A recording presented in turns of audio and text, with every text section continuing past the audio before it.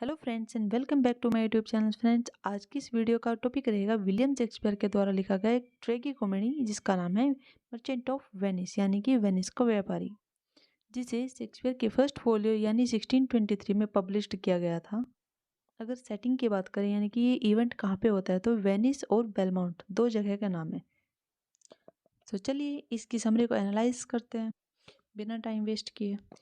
कहानी कहाँ से शुरू होती है? कहानी एक इटली के शहर वेनिस से, जो बहुत ही प्यारा सा शहर है, ब्यूटीफुल। चलो सबसे पहले कैरेक्टर देख लेते हैं, इसमें मेन मेन कैरेक्टर कौन है। इनमें सबसे पहले आता है एंटोनियो, जो कि मर्चेंट का व्यापारी है और इसके क्या है, मसालों के जहाज दूर दूर देशों तक जाते रहते हैं। सेकंड कैरेक्टर है बेसेनियो, जो कि बहुत ही खर्चीला है। ये अपने शौक में कोई कमी नहीं छोड़ता है।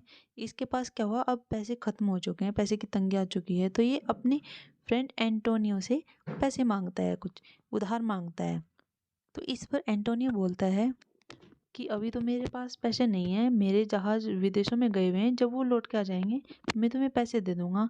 तुम ऐसा करो, मेरे नाम से किसी और से पैसे उधार ले लो और मैं उसे वो जो कर्ज लोगे तुम उसे चुकता कर दूंगा। थर्ड कैरेक्टर है इसमें साइलोक, जो कि यहूदी है। जब बशेनियो कर्ज के लिए किसी को ढूंढता है तो ये साइलोक ही है जो इसको उधार देता है, यानी कि ये मनी लेंडर है शाइलोक, जो बहुत ही ज़्यादा ब्याज पे पैसे देता है। हाई रेट कर रखे हैं इसने ब्याज के। नेक्स्ट कैरेक्टर है इसमें जेसिका, जो कि साइलोक की बेटी है। एक कैरेक्टर है इसमें लॉरेंजो, जो कि बसेनियो का दोस्त है और लोरेंजो जेसिका से प्यार करता है। एक कैरेक्टर इसमें ग्रेशियनो भी है, जो कि बसेनियो का दोस्त है। इस ट्रैगी कॉमेडी की जो हीरोइन है वो है पोर्शिया, जो कि ब्यूटीफुल एंड रिच है। और पोर्शिया की मेड है नेरिसा, जो उसके हर टाइम साथ रहती। दो कैरेक्टर इसमें और भी हैं, prince of Morocco, prince of Aragon, जो पोर्शिया से शादी करने के लिए आते हैं, लेकिन पोर्शिया के पिता ने एक शर्त रख रखी थी, एक पहेली रख रखी थी जिसे सॉल्व करना था, और जो उस पहेली को सॉल्व कर सकता था वही पोर्शिया से शादी कर सकता। चलिए कहानी स्टार्ट करते हैं बिना टाइम वेस्ट किए। जो ये बसेनियो हमने आपसे को बताया था, ये बहुत ही खर्चीला है। तो ये एंटोनियो से पैसे मांगता है। एंटोनियो कहता है कि मेरे पास तो पैसे नहीं है, तुम किसी से भी मेरे नाम से ले लो, मैं बाद में जब मेरे जहाज वापसी आ जाएंगे मैं उसका ब्याज उतार दूंगा, मतलब कर्जा उतार दूंगा। अब इसे बसेनियो को मिलता है शाइलोक, जो कि मनी लैंडर।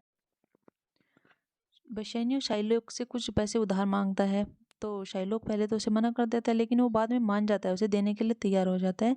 तो वो उसे उधार में 3000 ड्यूकेट देता है और उनके बदले में भारी इंटरेस्ट भी लेता है। ये बात एंटोनियो को अच्छी नहीं लगती, वह उससे नाराज भी होता है कि तुम इतने इंटरेस्ट पे कैसे ब्याज दे सकते हो। तो इस पे शाइलोक कहता है ठीक है चलो मैं तुम्हारी बात मान लेता हूँ, मैं 3 महीने के लिए बिना इंटरेस्ट के ही तुम्हें ब्याज दे दूंगा, लेकिन एक मेरी शर्त है। वो पूछते हैं क्या शर्त है तुम्हारी। इस पर साइलोग कहता है कि मेरी शर्त ये है कि अगर 3 महीने से 1 घंटा भी ऊपर हुआ, मतलब मेरा ब्याज टाइम के अंदर अंदर न आया, यानी कि 90 दे देता हूँ, अगर उनके अंदर मेरा ब्याज वापसी नहीं आया तो मैं तुम्हारी बॉडी से 1 पाउंड मांस काट लूंगा। इस पर तो एंटोनियो खुश हो गया, क्योंकि उसे तो पूरा विश्वास था कि तेरे जहाज तो गए हुए हैं और 3 महीने के अंदर तो वो वापसी आ भी जाएंगे, तो इसका ब्याज बहुत जल्दी लौटा देगा। और उसने शाइलोक को बोल दिया एंटोनियो ने कि ठीक है मैं डेडलाइन से पहले पहले तुम्हारा जो तुमने मुझे कर्ज दिया है उसे लौटा दूंगा। उधर बेलमाउंट में पोर्शिया के पिता ने जो शर्त रख रखी है शादी, उस शर्त में क्या है, उसने 3 कैस्केट रख रखे हैं, एक सिल्वर का, एक गोल्ड का और एक लेड का। उसमें जो कोई एक सही वाले कैस्केट को चुनेगा, यानी कि उनके अंदर कैस्केट के अंदर कोई पहेली रख रखी है, जो किसी उस कैस्केट को खोलेगा और उसने सही वाला चूज किया तो उसी के साथ पोर्शिया की शादी होनी थी। अब किसी को कुछ नहीं पता था कि कैस्केट के अंदर है क्या। तो सबसे पहले आते हैं प्रिंस ऑफ मोरक्को, अपनी किस्मत आजमाने आते हैं कि क्या पता मैं सही वाला कैस्केट खोल दूं और मेरी शादी पोर्शिया से हो जाए। लेकिन वो क्या करते, प्रिंस ऑफ मोरक्को गोल्ड का कैस्केट खोल देते हैं जो कि गलत था, पहेली वो सुलझा नहीं पाए। प्रिंस ऑफ मोरक्को के बाद आते हैं प्रिंस ऑफ आर्गन जो सिल्वर के कैस्केट को ओपन करते हैं। तो प्रिंस ऑफ आर्गन का जो कैस्केट सिलेक्ट किया हुआ था वो भी गलत निकलता है और पहेली सूझ नहीं पाती है। अब ये दोनों निराश होकर वहाँ से निकल जाते हैं बिना पोर्शिया को ले जाए। ये पूरा इवेंट बेलमाउंट का है जहाँ पे पोर्शिया रहती है। बशेन्यू जो कि वेनिस में रहता है वह बेलमाउंट की रहने वाली पोर्शिया को पसंद करता है। पोर्शिया भी बशेन्यू को पसंद करती है लेकिन वो नहीं चाहती है कि वो गलत वाले कैस्केट को खोले और उसकी शादी उससे ना हो। पोर्शिया और बेशेन्यो की रिंग सेरेमनी हो जाती है क्योंकि बेशेन्यो ने सही कैस्केट को ओपन किया था।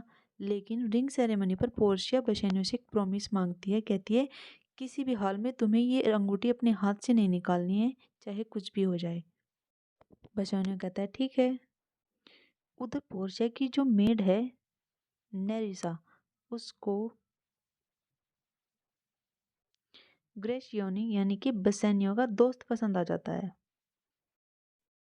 उनकी रिंग सेरेमनी वाले दिन सब खुश हैं, सब सही चल रहा था तभी, लेकिन उनके पास एक पत्र आता है एंटोनियो का, जिसमें एंटोनियो ने लिखा है कि मेरे जो जहाज़ थे वो सभी डूब चुके हैं, मुझे बहुत नुकसान हो गया है और जो इसने कर्ज लिया था उसका टाइम ऊपर हो चुका है और जो शाइलोक है मनी लेंडर है वो मेरा शरीर का मांस निकालने को कह रहा है कि मैं तेरे शरीर से 1 पाउंड मांस निकालूंगा कि प्लीज़ मेरी हेल्प कर दो। ये उसने लेटर लिखा था। अब पोर्शिया भी देख रही थी, वो समझ रही थी कुछ ना कुछ तो गड़बड़ चल रही है, तो वो उसको बशैनियों को बहुत सारे पैसे देती है, कहती है कि तुम उसके कर्ज से 2-3 गुना पैसे लेके जाओ और उसका कर्ज उतार दो जा और अपने दोस्त एंटोनियो की जान बचाओ। लेकिन मामला इतना बढ़ जाता है कि कोर्ट तक पहुंच जाता है, जिसमें शाइलोक कहता है कि मैंने वादे के अनुसार इसे कहा था कि मैंने इसे डेडलाइन दी थी कि 90 दिन यानी कि 3 महीने के अंदर अगर इसने मेरा कर्ज वापस नहीं किया तो मैं इसके शरीर के 1 पाउंड मांस निकाल लूँगा, जो कि अब टाइम आ चुका है, इसने पैसे वापस नहीं दिए हैं।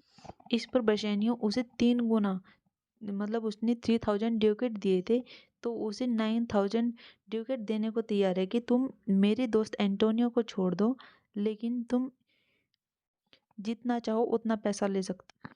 लेकिन साइलोक बहुत गुस्से में है। उसके गुस्से का रीजन है उसकी जो बेटी जेसिका थी वो लोरेंजो के साथ भाग जाती है।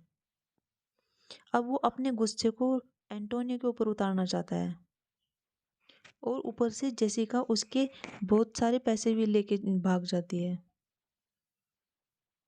इसीलिए शाइलोक उसका 1 पाउंड मांस उतारने के लिए अपनी जिद पे अड़ा खड़ा है कि नहीं, मैं तो 1 पाउंड मांस ही लूँगा, मुझे ना 3 गुना चाहिए ना मुझे 4 गुना चाहिए। जब पोर्शिया को पता चला कि एंटोनियो प्रॉब्लम में है तो वो भी बशैनियो के पीछे पीछे आ जाते हैं। बशैनियो को इस बात का पता नहीं है कि वो भी तुम्हारे साथ यार। और पोर्शिया एक बाल्थजर नाम के वकील का भेष बदल देती है और नेरिसा स्टेफेनो नाम के वकील, ये दोनों एडवोकेट बन जाती हैं और सीधा जाकर एंटोनियो की डिफेंड करती हैं, कहती हैं किसी को भी किसी को जान से मारने का हक नहीं है। साइलोक को समझाती है कि तुम इसको मार नहीं सकते हो, लेकिन साइलोक तो अपनी जिद पे अड़ा हुआ है। तो वो फिर कहती है ठीक है चलो, अगर तुम्हें अपनी ही बात मान बड़ी रखनी है, तुम्हें इसका 1 पाउंड मांस ही निकालना है तो ऐसा करो, तुम निकाल लो, लेकिन एक शर्त है, अगर इसके ब्लड की एक भी बूंद जमीन पे गिरी तो जो तुम्हारी प्रॉपर्टी है वो आधी तो जेसिका को मिल जाएगी और आधी एंटोनियो को मिल जाएगी। इसके एक भी बूंद जमीन पे नहीं गिरनी चाहिए। इस पर एंटोनियो कहता है कि नहीं, मुझे इसकी प्रॉपर्टी से कोई लेना देना नहीं है, मुझे नहीं चाहिए इसकी प्रॉपर्टी, बस ये मतलब जो ये शाइलोक है वो है जीव यानी कि यहूदी, बस ये यहूदी से क्रिश्चियन बन जाए, मुझे बस इतना चाहिए। अब शाइलोक मांस निकाले तो कैसे निकाले, क्योंकि खून की बूंद बिना गिरे तो मांस निकल ही नहीं सकता था। अब वो तो अपनी शर्त को हार ही गया। वो परेशान होकर कहता है ठीक है, ना मुझे पैसे चाहिए ना मुझे मांस चाहिए, मैं यहाँ से जा रहा हूँ, बस तुम मुझे अकेला छोड़ दो। इस तरीके से वो अपने केस को जीत जाते हैं और एंटोनियो को बचा लेते हैं। अब जब बालचर यानी कि जो पोर्शिया है वो सब वापसी होने लगे, सब अपने अपने घर की ओर चलने लगे, तो एंटोनियो ने बसेनियो से कहा कि तुम इनको इनाम दे दो, क्योंकि इन्हीं की वजह से आज हम बच पाए हैं। तो बसेनियो बाल्चर को, क्योंकि उसे तो पता नहीं है ये पोर्शिया है, उसे रोकता है, कहता है कि आप बताइए कितने पैसे लोगे या आपकी फीस क्या है। तो इस पर पोर्शिया कहती है कि मुझे कुछ ज़्यादा फीस नहीं चाहिए, बस आपकी जो हाथ में ये रिंग है आप मुझे ये दे दीजिए। तो इस पर तो बेशेनियो बहुत डर जाता है वो, कि मैंने तो पोर्शिया से प्रॉमिस कर रखा है किसी भी हाल में मैं इसे हाथ से नहीं निकालूंगा। तो इस पर एंटोनियो कहता है कि वादा ज़्यादा ज़रूरी नहीं है, इसने तुम्हारे दोस्त की जान बचाई है, तुम अपने दोस्त की खातिर उस वादे को तोड़ दो और ये अंगूठी इसे दे दो।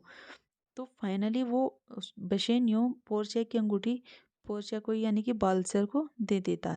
जब वो वापस बेलमाउंट में आते हैं तो पोर्शिया अपने असली रूप में आ जाती है, बालचर का रोल छोड़ देती है। तो वो पोर्शिया उससे बेशैनी से पूछती है कि मैंने जो आपको रिंग दी थी आप मुझे दे दीजिए, मैं देखना चाहती हूँ कहाँ है। तो इस पर अब बेशैनी के हाथ पास में तो वो अंगूठी थी नहीं। वो बहुत शर्मिंदा हुआ, कहने लगा कि मेरे पास वो अंगूठी नहीं है, मैंने अपने दोस्त की जान बचाई थी इसलिए मुझे वहाँ एक वकील था उसको देनी पड़ गई।